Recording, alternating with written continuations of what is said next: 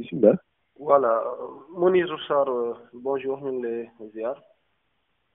ñu nekk responsable cellule de communication Serigne Modou Kara ñu la doon woo par rapport ak xew-xew gi am jëm ci mbiru base de redressement yi nga xam ne sëñ bi daka taxawaloon ngir tàggat xale yi. Nous gis benn communiqué portant sur le démantèlement d'un réseau ay sàcc scooter vol scooter de trafic de chanvre indien et de traite de personnes par la section de recherche de la gendarmerie ci suba si sax gis nañ amal ngeen benn communiqué de démenti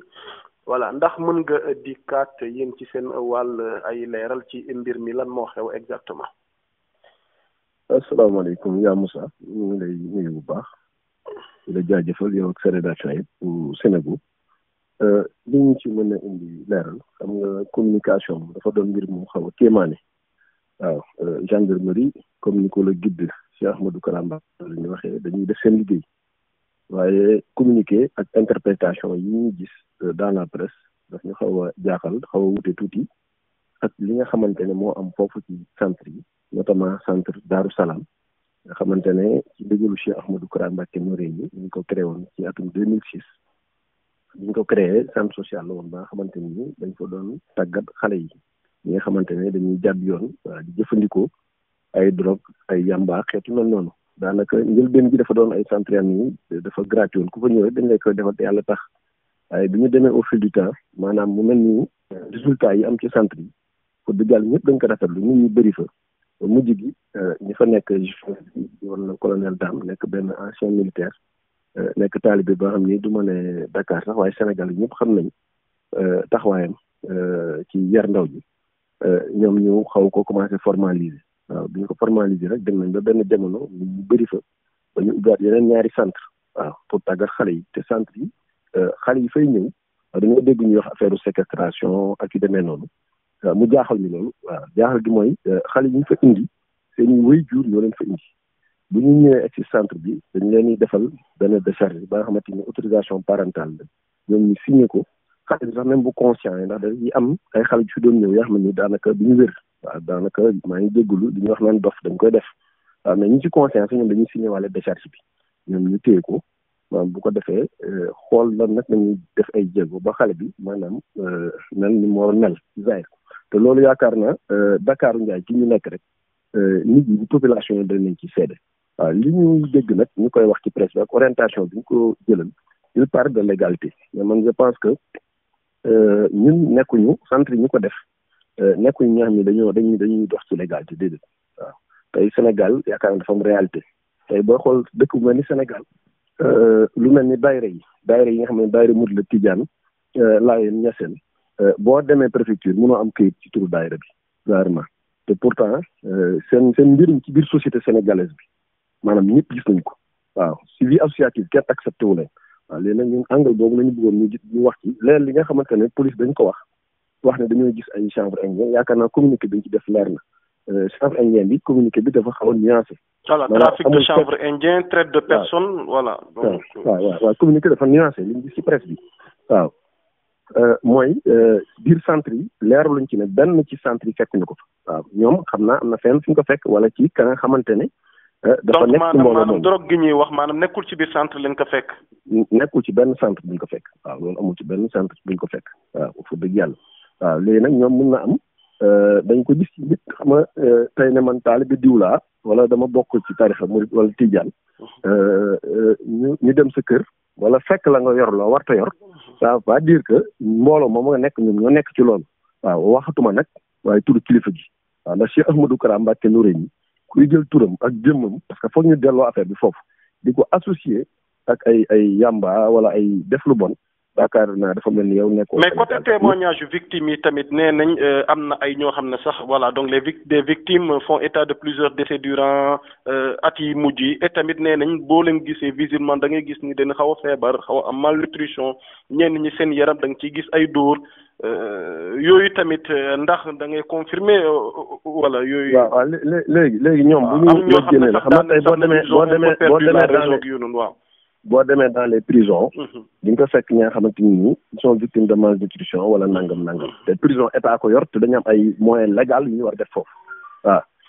ñoom ñoom mënul matale loolu yaakaar naa fële daara la daara ba xam ni dañ fay indi xale déjà foog ñu indi contexte centre bi da nga gis parent bu fi indi doomam fekk waxtu boobu ndax am na ci ñi nga xamante ni ay déficients mentaux lañ maanaam mooy wéruñu waaw maa ngi jégalu mooy comme dof yi ngay gis ci mbedd yi nii ñu dem ba muntu ci ñoom daal indi leen foofu tout au début dañu leen wax ne ñoom des parents ils vont les prendre en charge ñu demee ba ci biir après parents yi dañu am moyen parce que dëgg yàlla tamit comme li ñuy def te yàlla tax ñu koy def. maanaam parents yi ñoom ñooy jël seen njaboot indil leen ko. indil leen ko foofu là ça j'ai précisé tout à l'heure ak décharge et tout waaw te parents yi sax ñi ci responsable à 90% ils venaient là-bas régulièrement pour saytu maanaam seen njaboot gi fa nekk waaw di leen seet vraiment am na ci nag ay cas yu fa doon am ala loolu mënut a ñàkk ci foo dajale ay nit ñoom dañoo feebar dañ fay ñëw dañoo feebar waaw ils étaient malades ba pare waaw parce que loolu ñu wane ci télé bi du ay nit ku ñu dóor ñooñu ay nit ñu feebar la am na ñoom seen i parents ñëw nañ fa bàyyi leen fa kenn amatul sax contact seen parents yi waaw te ñoom par responsabilité mënuñu leen jël di leen sànni ci mbedd bi ndax sëriñ bi li ñu yar dañu yar ci wala xat de karam naa banni aadama suñu borom wax ci alxuraan yàlla moom dafa fonk doomu aadama waaw ba pare gënale ko ci lépp li mu sàkk ñooñu mënuñu leen toog di leen seetaan waaw contexte boobu ak angle boobu je pense que dañu war a traiter affaire bi mais base bi moom mooy centre Daaru Salaam yaakaar naa yóbbuñ fa nit ñi pour maltraiter leen mais mënuñu tamit ñu dégg sëñ bi ci réaction am démb moom nee na daal mi ngi woo ñëpp daal ñu def silence total loolu ndax lan moo ko waral mu jël maanaam option boobu noonu ci côté communication parce que fi mu ne ni ñëpp li ñuy xaar mooy que ni moom mu génn wax indi ay leeral par rapport ak mbir mi ndax turam lañ ci tudd moom moo nekk au devant de la scène. waaw loolu Cheikh Ahmadou Kara Mbacké Noreyni ñun ñi nekk njabootam dañu taxaw sax ne xam nañ ko waaye li ñëpp gis ci moom moo dafa doon jëmm ji nga xamante dafa positif te lu baax rek lay wax doon kilifa gu mat kilifa tey boo njabatee ay milliers et des milliers de jeunes zahirement boo wëlbatikoo lu mel ni am nga am noo waxee rek yaakaar naa bon loolu réew mi dana am leen lu fi xew la nga xam ne doon lu gën ci zahir waaw mais nag loolu bu ko waxee dafay jouer rôle am moom waaw mooy moom ambassadeur de la paix la waaw dafa bëgg jàmm am apaisement am waaw waaye ni mu waxee ça veut pas dire que duñu leeral li am ci centre ba waaw moom li muy bañ mooy li nga xamante ne police da koy def mu nekk yoon ndax ñun ñëpp dañoo xam yoon nangu yoon waaw maanaam loolu ñu bañ ci initié wu waaye nag centre bi li ñuy liggéey ak la ñuy def maanaam ndax ni nga ma waxee léegi ne ma ñoom wane nañ ay quelques nit yaa xam ne loolu da leen dal mais li wër te wér mooy du ñëpp ñoo mel noonu bu ñu waxantee dëgg beneen bi mooy mën naa la génn man une centaine de jeunes yu jóge de ces centres de formation yu réinséré wu socialement mel nañu war a mel te loolu ñu ngi ciy liggéey d'ici ce soir neen jël au moins une trentaine de parents yu nekkoon ci centre ak seen i doom def ay témoignages wax lan moo amoon ci biir centre yi y a des vidéos même yu circulé dans le net carrément bu ñu innal xasnaati yu na say ati sëriñ bi saa su ne mu ngi koy fàttali nit ñi waaw li rafet dafay dàq li nurlu sapaan dem ci centre ba fekk fa quelques nit ñoo xam ne ñoo feebaroon waaw feebar bu yàgg wala leen dal leen wax naa la ñenn ñi daanaka duñu ay nit ñu wér ci zahir waaw dañ leen bàyyi sax mbedd bi carrément waaw kenn toppatootu leen dañ leen fi indi rek fan ko mbokk taalibe yi fa nekkoon di liggéey waaw léegi nag yaakaar naa dimension boobu lay waxee dafa bëgg lépp lu ñuy def ñu def ko ci teggin ak ci taalibe ak ci yar fi ñuy jeexalee mooy tamit sëñ bi am na casquette boo xamante ni nag c'est un homme politique yore partim te ku ne gis na bokk na ci dernière sortie mi keroog Thiès mooy bi ñuy commémorer retour d'exilu Serigne Touba bi yëkkati na kàddu jëmale ko ci gouvernement bi ci Macky Sall ci Idrissa Seck yéen ñi bokk ci parti bi récemment def ngeen sorti xaw a am ay maanaam kàddu yi ngeen yëkkati jëmale ko xëy na ci li nga xamante ni tey ji moom mooy modèle de politique bi nga xamante ni moom la ñuy amal ci réew mi ndax jàpp leen ni tamit quelque part le guide il paye maanaam les pots cassés de sa communication bi mu porté woon jëmale ko ci nguur gi. bon man du ma jàpp loolu waaye nag mun naam ñoom ñu gisee noonu. waaw sëñ bi moom Cheikh Ahmadou Kara Mbacké Noreyni démarche am dafa conforme ak ay objectifs am moom li ko tax a jug vulgariser la pensée et l'œuvre de Cheikh Ahmadou Bamba fexe ba projet de société wu Serigne Touba maanaam ñu dugal ko ci gestion wu cité bi waaw loolu si loolu la mos a nekk Sénégal nag bon li nit ñi xam mooy da ngay ànd ak nit ki tey suba bu neexul nga xalab ko waaw boo xoolee parti de la vérité li ñu mos a wax ñun on est pour la régulation ça veut pas dire que tey nit ki da ngay ànd ak moom lépp lu mu def rek même bu normal da nga ciy ànd waaw yaakaar naa ñun nekkul dañoo soppi doxalin bi ñu mës a nekk nañ mës a nekk waaw Cheikh Ahmadou Kara Mbacké Noreyni ku mu mës a jege ci les tenants du pouvoir li mu lay wax laaju la poste waaw laaju la xaalis waaw li mu lay waxu la njabootam jël leen waaw mooy njàngaleem Serigne Touba nañu fexe ba